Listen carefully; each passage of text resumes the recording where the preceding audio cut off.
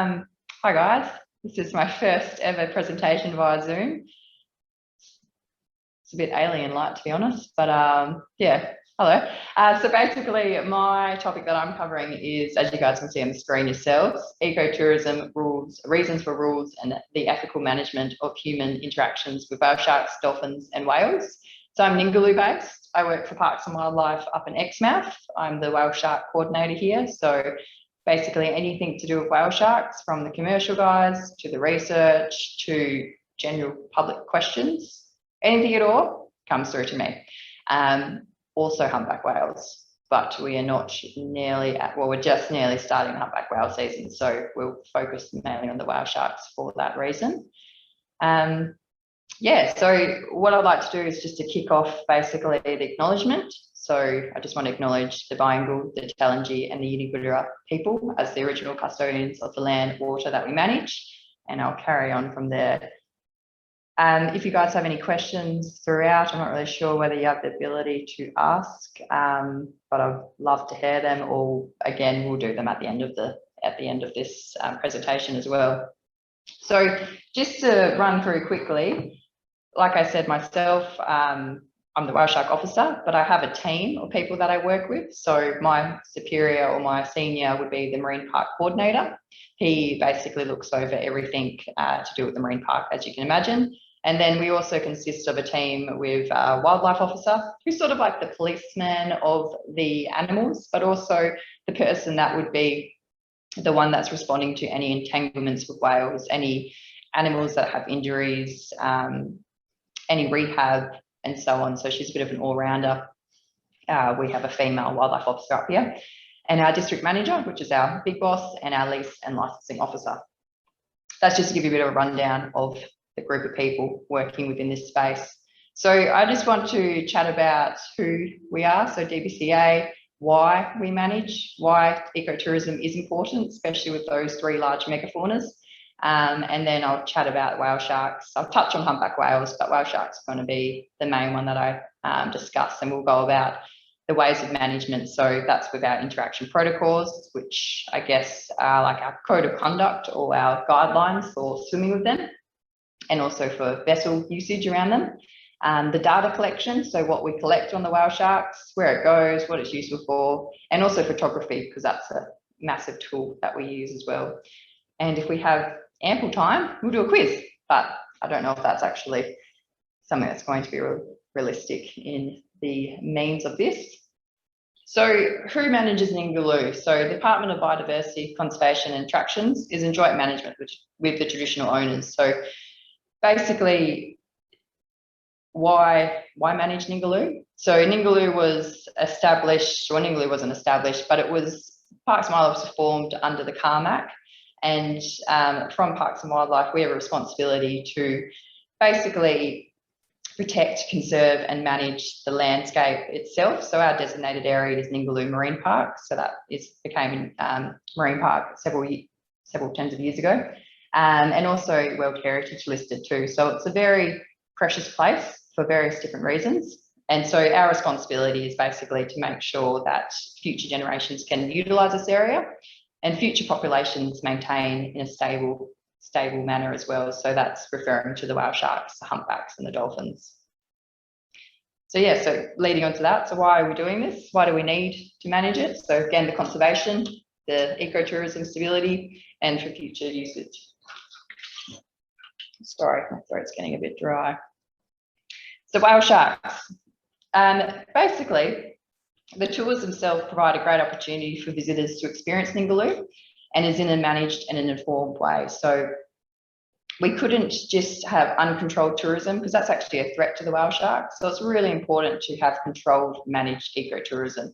It's so that we can control the pressures around commercial management. It's also so that we can monitor it, we can change, we can adapt. So just to give you an idea, swimming with whale sharks came about in sort of the mid-90s. In 1996, there was only about just under 3,000 people that were registered to swim with whale sharks that year. In 2019, so we're just going to ignore 2020, it was a bit of a funny year, but in 2019, we had over 30,000 people swimming with whale sharks last year.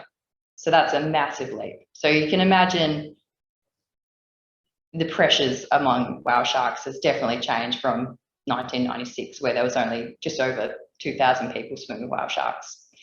So it's important that we monitor this and we adapt, like I was saying before, to any pressures or anything that's not working. So we couldn't just have the same model in place for extended periods of time.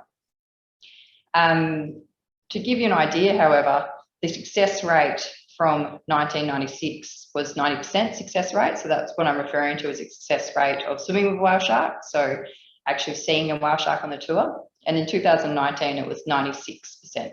So that's actually increased slightly. In terms of looking at the trend over that period of time, it does go up and down, but it's maintaining in the 90s. So that's giving us a good indication that, you know, whale sharks are okay at the moment. They're pretty happy to be swum with to some extent.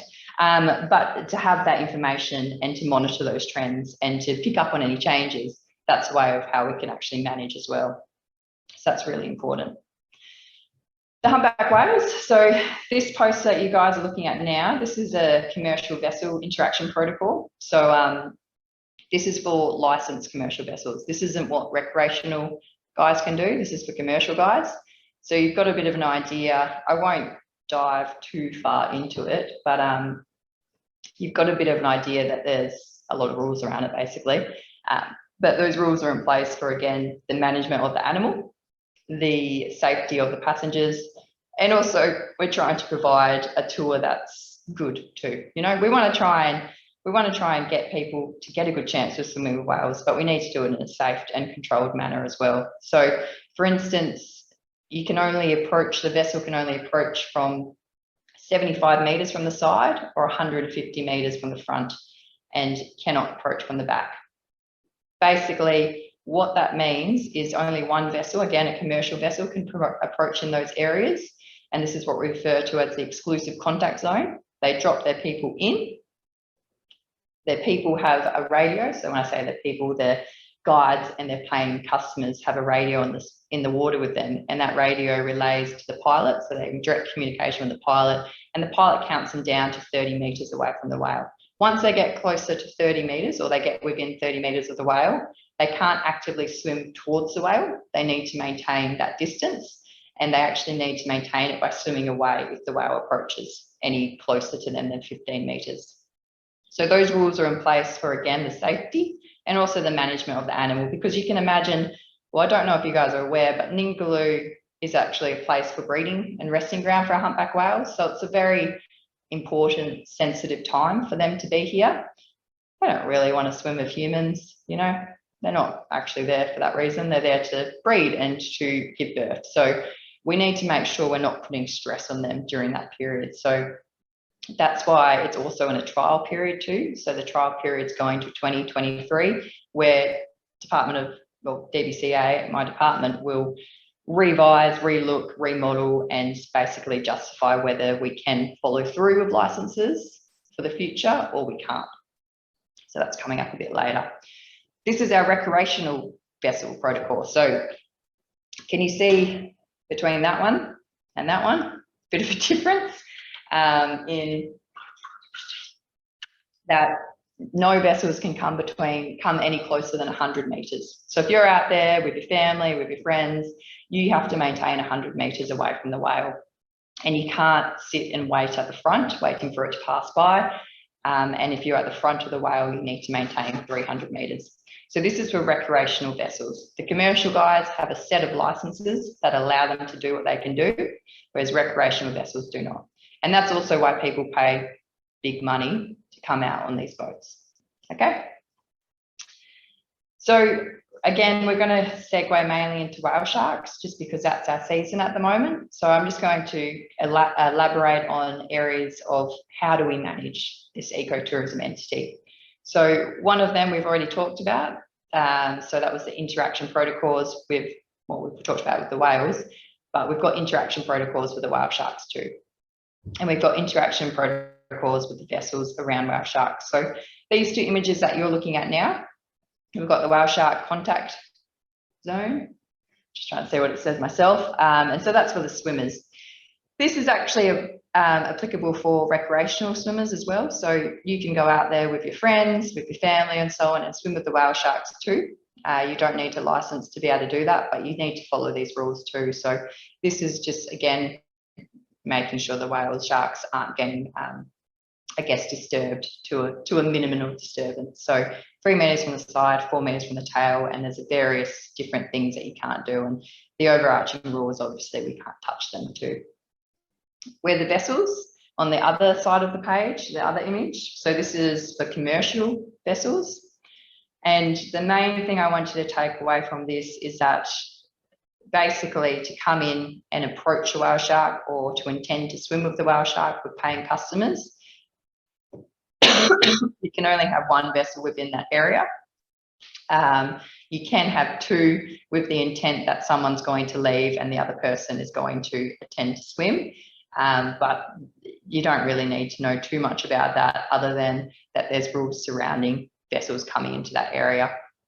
And again, I don't know if you guys are aware, but one of the biggest threats that we have to whale sharks in this area is actually boat strikes. So we're trying to work out ways to minimize that threat for them. One of them is vessel interactions, obviously, but another one is getting the message across the go slow, look out sort of protocols as well.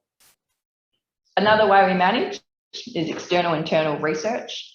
I was lucky enough to actually just have been out with AIMS, Australian Institute of Marine Science, and Ecotourism, and I've just been tagging and sampling whale sharks themselves.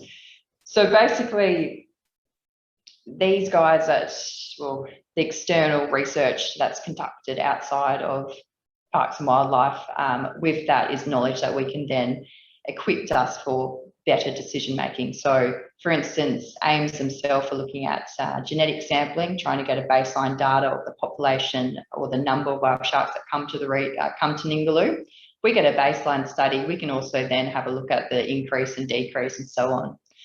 We've been able to work out through the research that it's predominantly males that come to this region, and we think it's due to the fact that they come here to get big and get big quick. That's due to the food, the food source in the area as well. So the productivity of zooplankton, which is what they predominantly feed on. So there's large quantities of that occurring off Ningaloo coast from about March onwards. So yeah, so really, really useful, valuable data that's coming from external and internal research, and that's helping out management judgment as well. So the tags themselves, what's that's showing us? So there's short-term tags being put out on whale sharks by Ecotourism at the moment, and long-term tags, but the short-term tags themselves, they're testing, or they're monitoring to see any fine scale movement or changes in the behaviour of the whale shark while they're being interacted with commercial swimmers. So commercial swimmers, I mean the guys that are paying for the whale shark tours. So they're putting a tag on, they're watching this shark, they're monitoring it, just sitting off it, watching it, sitting off it. So sitting off it in their boat, observing it, swimming by itself, and they're logging all that data, what movements it makes and so on. And then after that, they call in the commercial operators, and they get the commercial operators to send their passengers in for a swim, and they can actually see if the whale shark's behaviour starts to change through this tagging unit. So there's a camera on it as well, so they can again tell whether the swimmer's around, and this tag can be able to tell if the speed increases, decreases, if the posture changes, if the movement changes, if the velocity of the tail beats increase and so on. Really, really cool. So that's also very valuable information for us from management. The commercial guys, so this is referring to the crew that's out there that's swimming with the whale sharks, that's taking passengers in the water. We control that and manage that, again, to minimise disturbance of the whale shark. And there's a few topics around this, so to speak. So commercial conditions, what they must do is they must have EMS, which is basically, let's call it this little black magic box that the skippers input data in. So when they're up on the fly bridge, they enter in the number of passengers that they have on the boat. They enter in when they come across a whale shark, so the time, the coordinates, the size, the sex of the shark, and so on, and then when they start swimming the whale shark, when they stop, and how many times they might actually do this. So this is all that information that we pull from to then make those trends, and we can, that's how I'm able to tell you guys the difference between 1996 and 2019 in terms of how many people are swimming with whale sharks. So that's how we can actually monitor and have a look at those changes over time. So really valuable. So the commercial industry must have an EMS unit and must use it.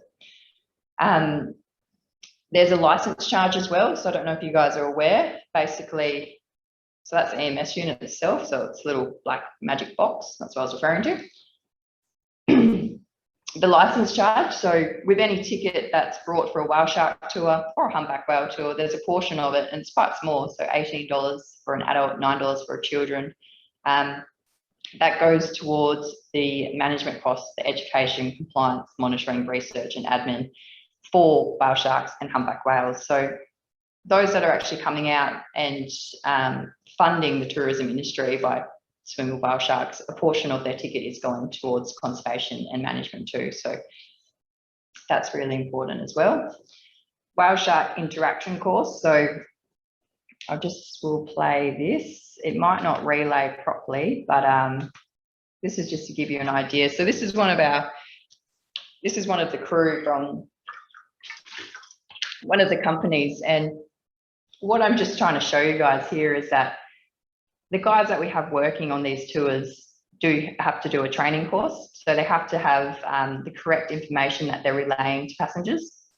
They need to know the rules, and they need to know how to basically operate around whale sharks as well. So following the code of conduct and so on, and making sure that they're also showing a good example for the passengers. So so it's really important for the tourism members that they all undergo these courses and they're all certified before they can actually work on the whale shark boats. So we run that course.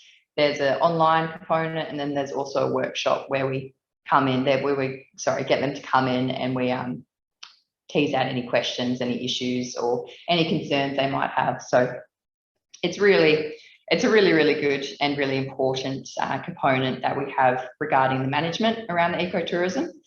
Tourism staff itself is the first introduction for many people to the area. So the information that the tourism staff is relaying back to the public is really valuable and can also stick with the passengers. So we want to make sure that information that's getting across to them is relevant, is correct, and also promoting conservation messages around whale sharks as well. So very important.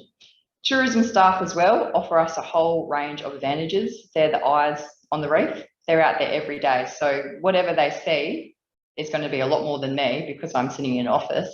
So whatever they come across, whether it be injured whale sharks or entangled whales or unusual markings, even coral bleaching, anything like that, we can rely on these eyes to basically submit and report and get back to us. So tourism staff is very, very valuable.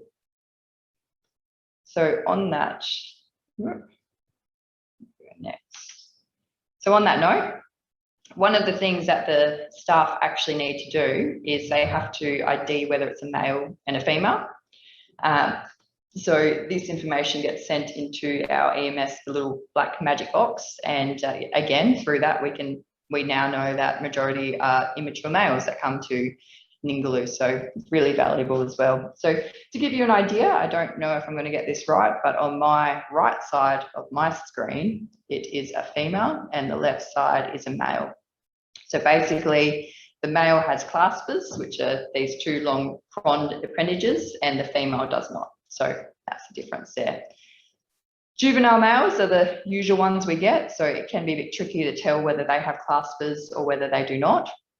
So it is important that the girls, well, when I say the girls, the tourism staff, predominantly our girls up here, get a good look as well and a photo to submit to us too. What they also do is they take photos of the left and right side of the whale sharks and they submit them into me.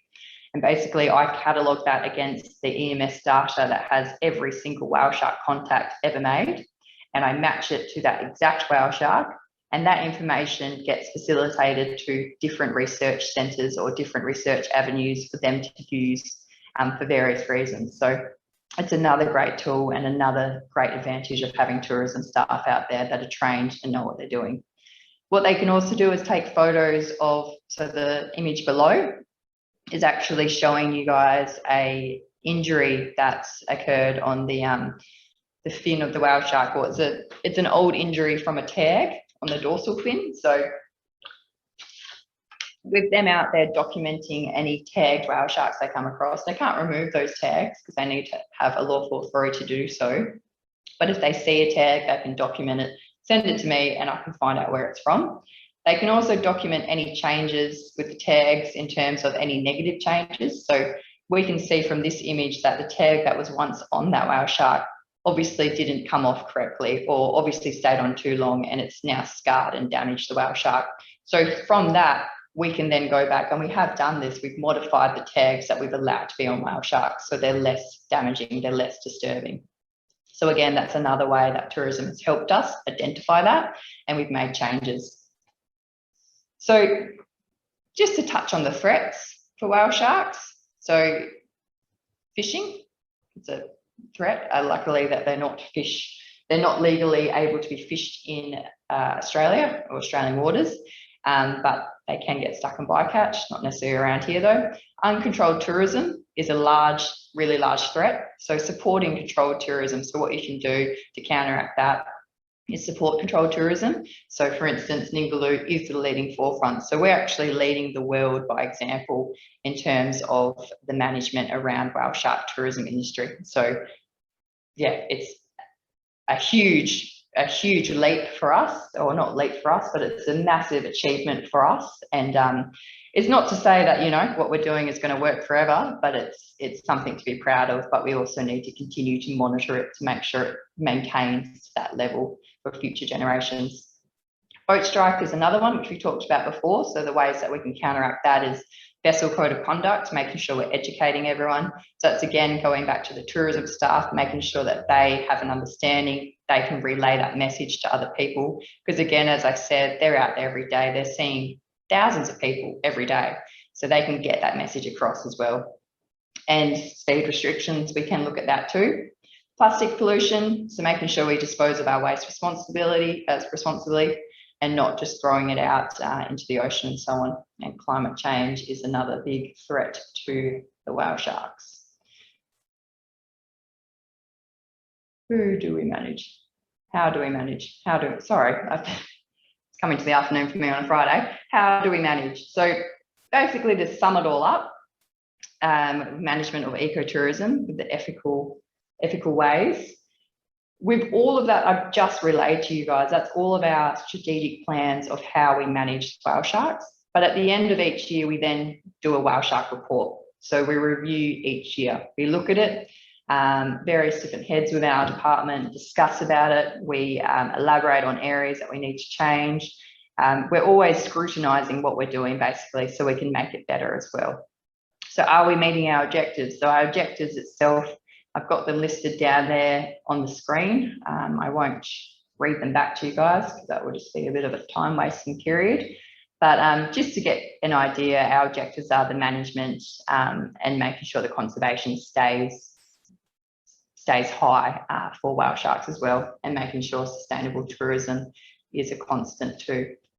So we have a shared goal for Exmouth itself, shared goal for DBCA, so ensuring whale sharks continue to visit Ningaloo Marine Park, and together we can achieve this. So it's a goal that we're all striving towards. So you guys can achieve this by joining controlled tourism entities, so coming out on a whale shark swim or a humpback swim in this area and listening to what the staff have to say as well. Cool, so I think I've pretty much coming up to the 3:20 mark. If you guys have any questions or areas you'd like me to elaborate on.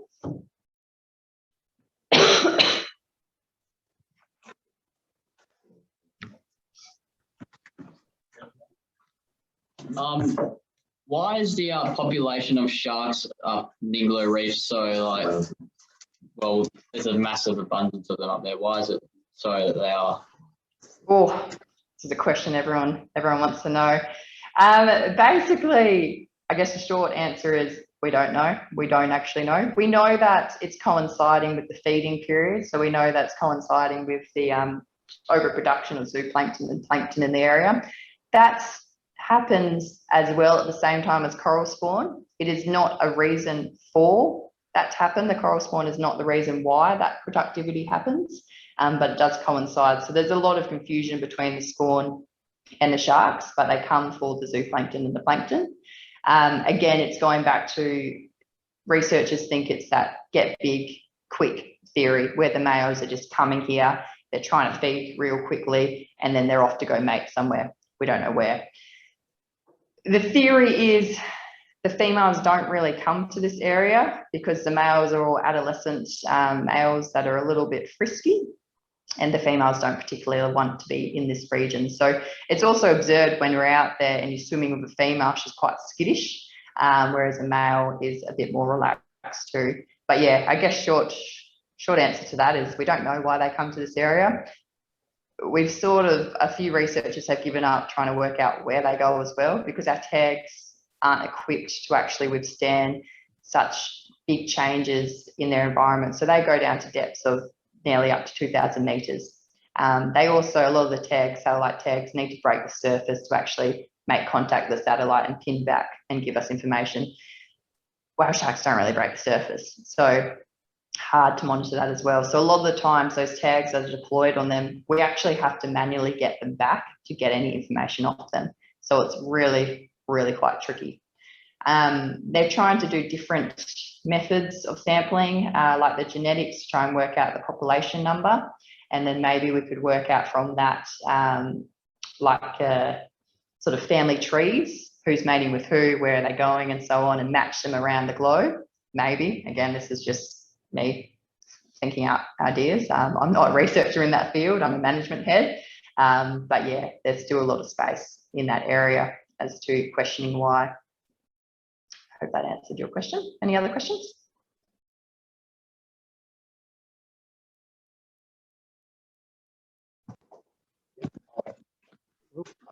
What's the smallest? What's the? Oh, you can't see. Yeah. What's the biggest and smallest whale shark you've seen at Ningaloo? Oh, well, I actually used to work in the tourism industry before I got into this role. A couple of years ago, I was one of the mermaids swimming around the whale sharks, and I saw, I think the smallest one was about 3 meters. So when they first come out, when they're first born, they're about 30 centimeters in size. No one's actually got records or consistent records of sightings of juvenile whale sharks. Again, they're really quite an elusive animal. And then the biggest size, they can get bigger than this, but the biggest size we usually get is around 10 to 12 meters off Ningaloo. And I think I've seen probably about 11 metre one. Maturity is hit for males at about 7 to 8 metres, and then for females at 9 metres. So again, that's how we are able to establish that is generally juvenile males. So a lot of the sizes we get out here are about 5 metres, 7 metres or so. So they're just on the brink of basically maturity. Yeah. Yeah. Has anyone got any other questions? Oh, I can't hear you, sorry.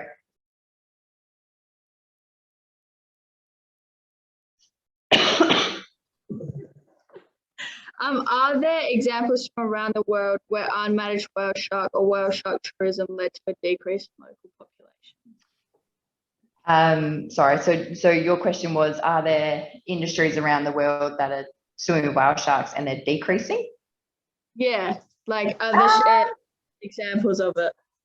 Well, to be honest, we're the only industry that's actually got reliable data that we can see the trends of whale sharks over time. So the success rates, we don't even, to be honest, we don't actually know exactly how many whale sharks come to our area, and we're leading forefront in that area. And when I say the area, in the scope of tourism around whale sharks. So yeah, off the top of my head, I would say there wouldn't be an industry globally that would be able to actually determine whether they're decreasing or not at the moment. So not by my knowledge. I don't think anyone actually has the tools to actually be able to tell that. So we're, yeah, like I said, we're leading in the forefront for that area, and we're still not at that level of actually knowing how many come to Ningaloo. We've got a rough estimate, but it's quite vague. So for instance, like I was saying, the commercial guys, they have to log every whale shark that they swim with. But who's to say, let's say, you know, Jim's out there swimming with whale shark, he's logged it. Jeff comes over, that whale shark goes to Jeff, he logs it as well. That's coming up with 2 records where it's just 1 whale shark. So it's not a reliable database basically to tell us how many are in the area, whereas the genetic sampling is probably going to be more of a reliable source to work out the population number. We can look at photo ID. So again, but that's relying on the fact that we've ID'd every single shark and we've got a photo of every single shark. So yeah, I don't think we've got that. We might, but I don't think we do have that either. So genetics is the way to go for us in that area. But yeah, in terms of worldwide, there are a lot of research being done about whale sharks in areas where there's tourism. So the Galapagos has tourism, the Philippines, Papua New Guinea as well, but their resources are a lot more limited, so to speak. We've got a lot of supported resources with us. So we've got a lot of external researchers that are very creditable that are doing work up here in this space as well.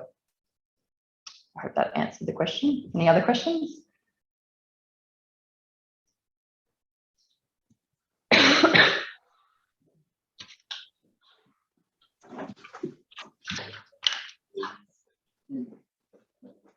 A while ago, like ages ago, we were a part of like the Adopt a Whale Shark program, and we adopted a whale shark named Bertha.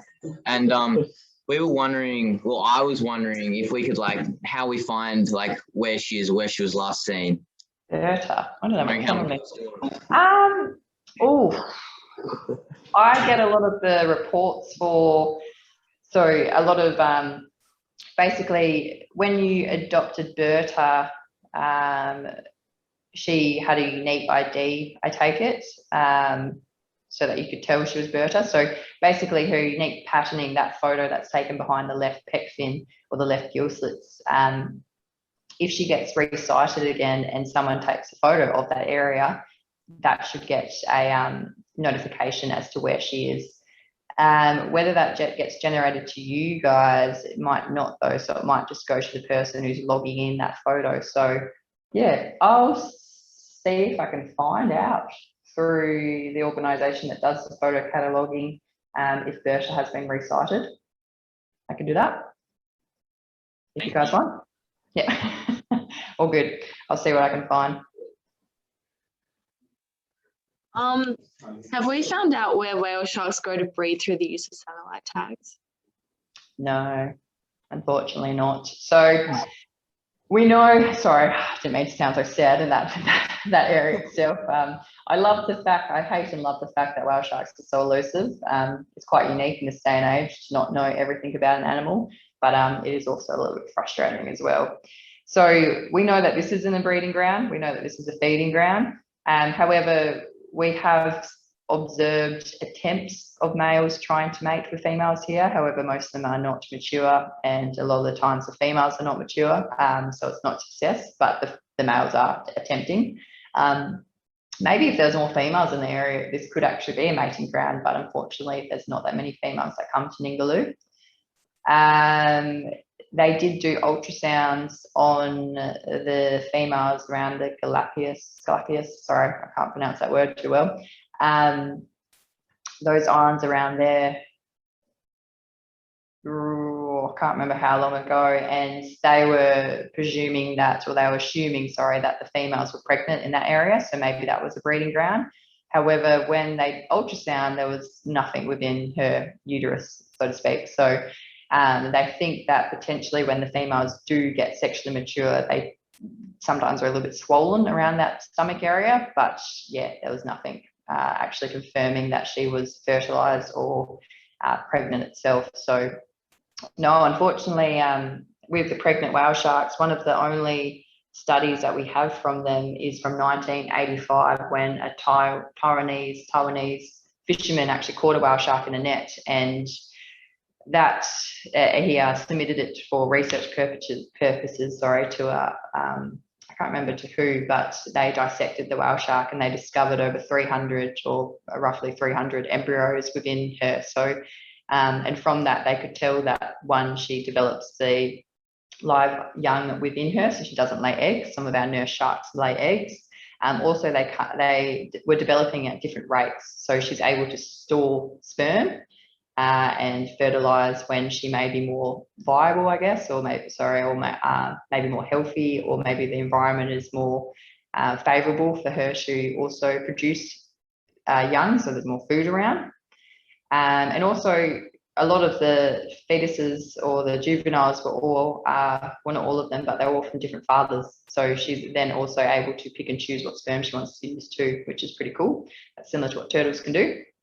But yeah, that's really our only evidence of a pregnant female whale shark, which unfortunately was deceased. So yeah, we don't have too much going in that area either. You guys could become whale shark researchers yourself and discover